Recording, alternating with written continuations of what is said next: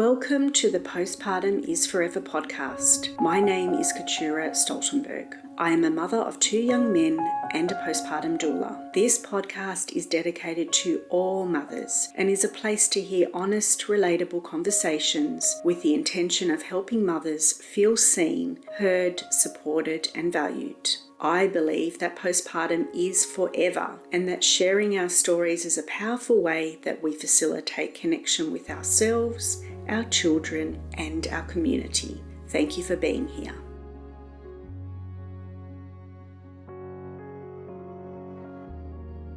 In this week's episode, I open the conversation on the Postpartum Pillars of Care for a newborn mother.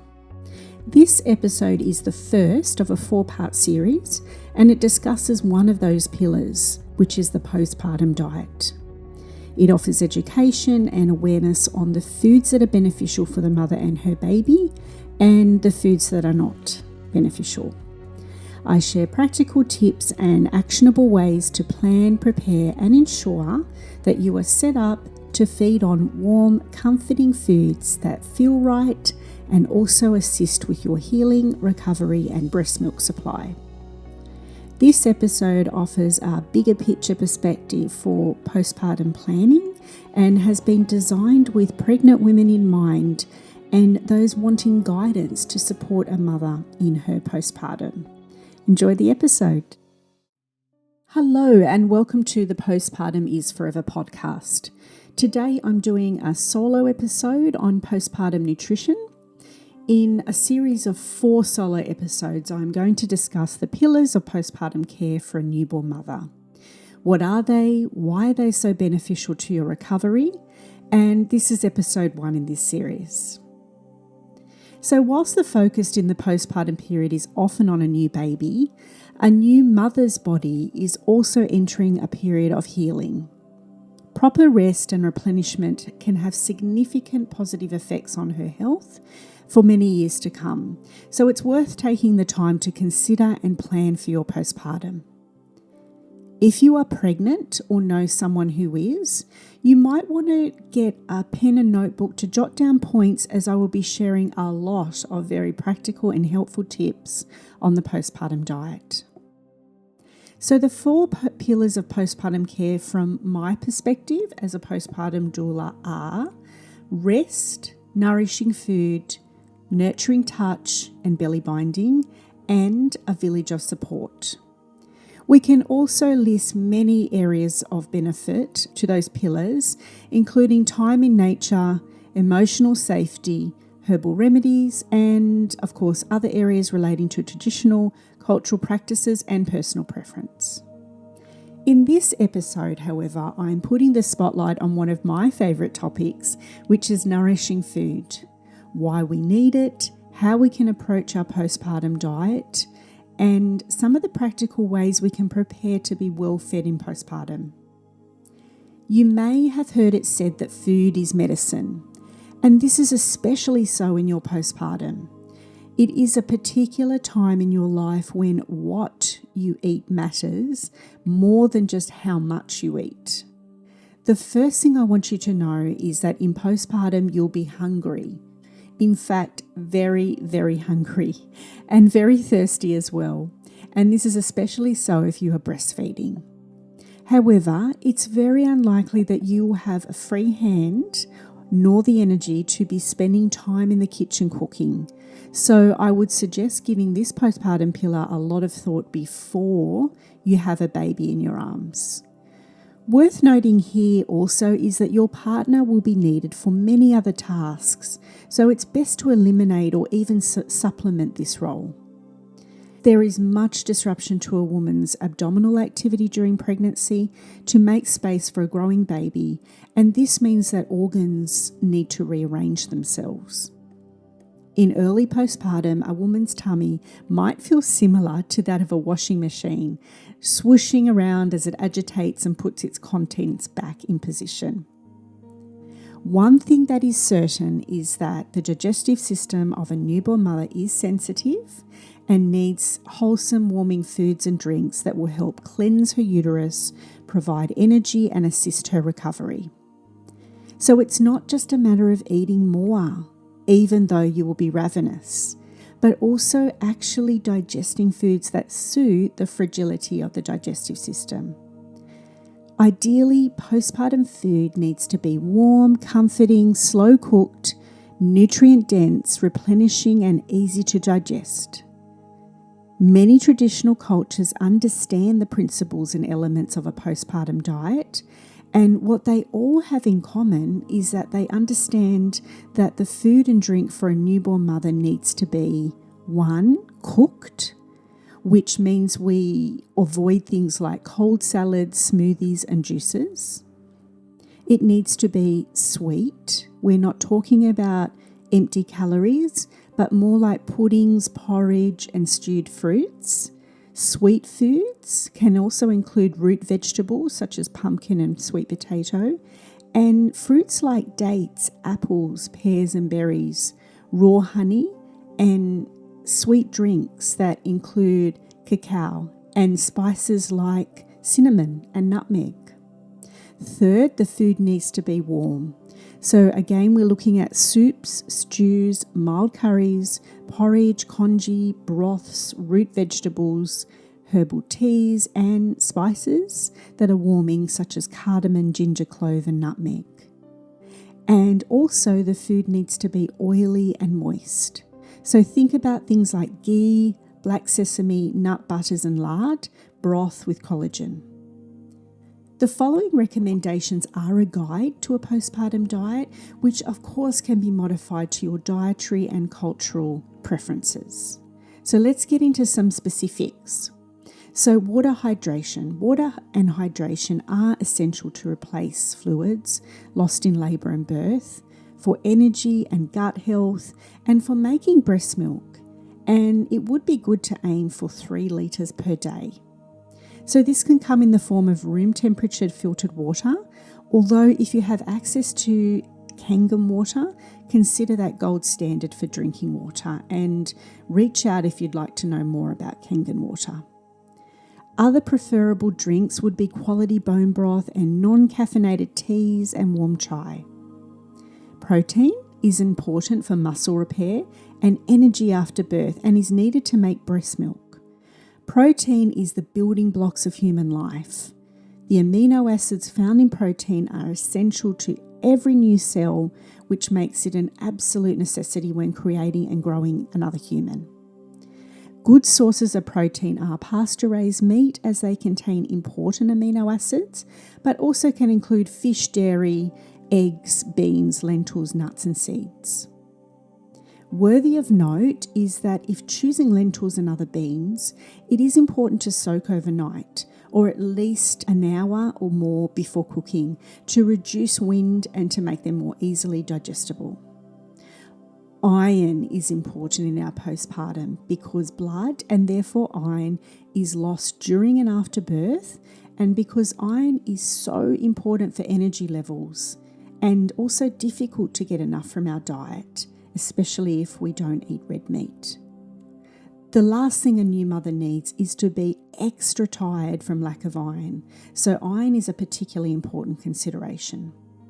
Good sources of iron come by far from liver and organ meats, I know, but also red meat, oysters, sardines, dark poultry meat. Calcium is needed in pregnancy for your baby's bone development and is lost during and after birth due to blood loss, and many people don't get enough from their diet. Calcium absorption can be decreased by taking iron supplements, which many pregnant women do. Calcium is needed to produce breast milk for baby's bones and muscles. Calcium is also important because a deficiency has such important consequences. If calcium stores aren't replenished before menopause, a woman has an even greater risk of developing osteoporosis and is more susceptible to bone breaks. Fibre is important because constipation is very common in pregnancy and digestion may be slow after labour and birth. Fibre is important for getting digestion and gut health in order, which in turn is necessary for your baby's gut health. Good sources of fibre include fruit, vegetables, legumes, grains, nuts and seeds. Oats are an excellent source of gut-friendly prebiotic fibre, and you can utilise them in overnight oats, bircher muesli and oat bars. Vitamin A, C, E and zinc are important for healing after birth due to their role in growth and repair as well as skin and cell health. Vitamin A is also important in breast milk for the baby's vision, skin and cell development. Tomatoes, sweet potatoes, red capsicum and carrots are a good source of vitamin A, as well as butter, ghee, lard and organ meats. Vitamin C is important in postpartum for wound healing, skin and cell health. It is also important for breastfeeding and for the baby's skin and immune system. Citrus fruits like kiwi, berries, potatoes and cauliflower are all good sources of vitamin C. Vitamin E is important in postpartum for wound healing, skin and cell health. Wheat germ oil, sunflower seeds, almonds, avocado, peanut butter, fish and red capsicum are all good sources of vitamin E. Zinc is important for your baby's development and can be depleted, especially when the mother has been taking iron supplements, because iron supplements can block zinc absorption. As with calcium and iron, zinc is lost with blood during and after birth. Zinc is also a necessary component of breast milk for baby's skin cells and immunity. Nuts, seeds, oats, spinach, broccoli are all good sources of zinc. B vitamins are important for energy production and many other processes in the mother. B vitamins can also be depleted when there's inadequate zinc intake or when zinc is blocked by an iron supplementation. Vitamin B12 is needed in postpartum for wound healing, skin, cell and nerve health and mood. B12 can store more efficiently than other B vitamins, but can also become depleted, especially in a diet low in animal foods. Good sources of B12 include liver, nuts and eggs. Omega-3 fatty acids, so essential. They are anti-inflammatory and improve blood vessel, nerve and brain function, making them important for healing and mental health after birth. Omega-3 is a particularly important component of breast milk for your baby's brain, vision and nervous system development. In pregnancy, omega-3 is taken from the mother's brain, literally leached out. So without adequate dietary intake, she will end up depleted. A majority of people today don't get enough omega-3 in their diet. Good sources of omega-3 are oily fish, chia seeds, grass-fed beef, walnuts and flax seeds. Vitamin D is required in pregnancy for the absorption of calcium, iron and zinc, also crucial for bone health and cell function. Vitamin D is a component of breast milk where it's needed for the baby's bone development. Good sources of vitamin D include oily fish, salmon, mackerel, sardines, egg yolks, red meat and liver, as well as sensible sun exposure. Iodine, important when breastfeeding for baby's thyroid function and hormone production. Good sources of iodine include seaweed, seafood, as well as dairy products and eggs.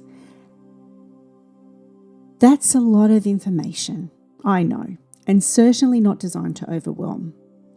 Merely to show that food really matters in postpartum, and the only way to keep up with your nutritional needs is to prepare in advance and have the right support team around you. It's helpful to be aware that the mother's body will take whatever is needed from her diet or stored nutrients for the fetus's development in pregnancy. So that means the baby will not go without, but the mother may become depleted as a result. And this is particularly of concern with some nutrients that tend to be low in a typical diet. So it's important that the nutrients depleted by pregnancy are replenished after birth. Now that's an important statement, so I'll say it again. It's important that the nutrients depleted by pregnancy are replenished after birth. And for those that are breastfeeding, here are a few more considerations around breastfeeding nutrition. It takes a lot of energy for a mother to breastfeed her child. And as with pregnancy, the body will take what it needs to make breast milk. However, there are some nutrients that are dependent on the maternal diet or her stores, meaning that if the mother is deficient in these things, the breast milk will contain less. These are vitamin A, B vitamins, iodine, vitamin D, and omega-3.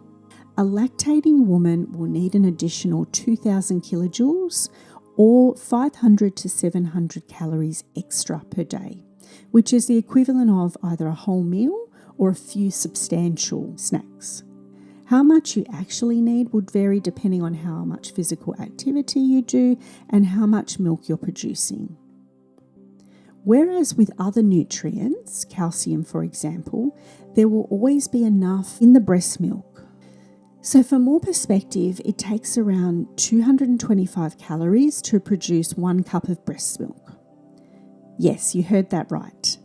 Hydration is very important for breastfeeding, and you should aim to drink around 3 litres of water per day. I suggest having water bottles in all your feeding locations around the home. Hydration can also be achieved with drinking quality bone broth and non-caffeinated teas. Breastfeeding may be natural, inverted commas, but it doesn't always come easily, and it takes time, patience, and commitment, especially in the early weeks. A woman will need a nutrient-dense diet, including protein, healthy fats, vegetables, and complex carbohydrates, as well as foods that contain galactagogues. Okay, what are galactagogues? These are foods that may assist in increasing milk supply and/or enriching the quality of her milk. Some of the foods that are said to help are oats, fennel, papaya, spinach, brewer's yeast, molasses, almonds, chickpeas, fenugreek, and carrots. Okay, so I've shared a ton of information I know, and my intention has been to educate and bring awareness and to show that food really matters in postpartum. It's one of the most powerful and yet accessible ways that a woman can heal and recover after birth. Of course, you do not need to follow every single suggestion and recommendation I've shared here at all times. This is merely a guide, and getting fixated on or hypervigilant with a rigid meal plan is a recipe, mind the pun, for overwhelm and anxiety. So, by way of summary, here are some of my top tips, and if you only do these things, you are doing so well. Here it goes. Plan for your postpartum diet early and have the right support team around you. You can find tips on building your village in my free postpartum planner available on the website, which I'll have in the show notes.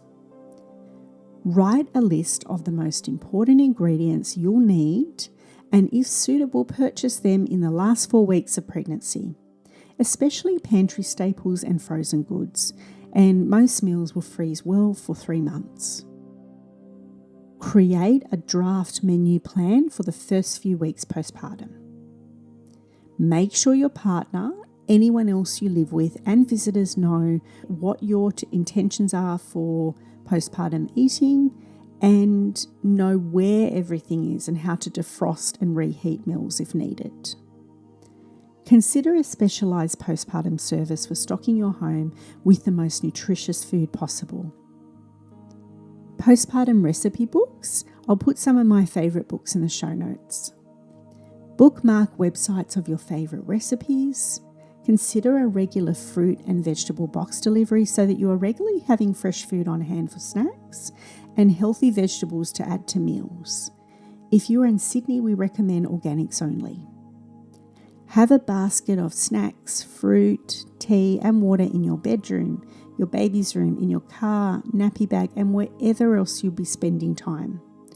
One good reason to have plenty of snack options around in postpartum is to keep your energy levels stable, because having small meals more frequently rather than a few large meals a day is best for doing that.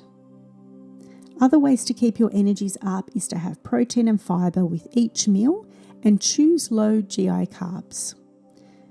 Nominate your favourite local cafes or restaurants for those around you to pick up takeaways without you needing to explain. Write a list of your preferred meals, snacks and drinks. Give your support people a list of these. And last but honestly certainly not least, if you aim to eat one slow-cooked, warm and comforting meal every day, you are already giving yourself and your baby something really valuable. So when planning your postpartum, it's a good idea to reflect on some questions to get clearer on how those around you can help. Firstly, who knows me best and who will respect and support my preferences? Secondly, when you think of nourishing food, who in your network would most likely provide that? Who is the doer in my village? Who can organise a meal train and set up a schedule for practical support? With a little planning, your postpartum food can provide you with everything you need to restore your body after pregnancy. Prioritising rest and nourishment in this time will help you fully recover and set you up and your baby for long-term health. I hope you've enjoyed the episode and gained something valuable from it. You may want to listen to it a second time to really catch different things from the episode. And all the best with your food planning. I hope that you enjoyed this episode and that it offered something helpful to your own mothering experience. If you are a pregnant woman or know someone who is, head over to my website to receive your free copy of the postpartum checklist and contact list.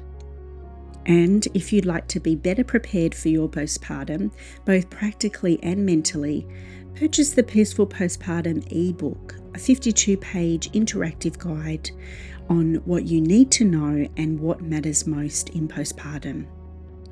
And so that we can get these conversations out to more mothers, I'd be grateful if you could like, share and review this podcast, and we'll see you next time.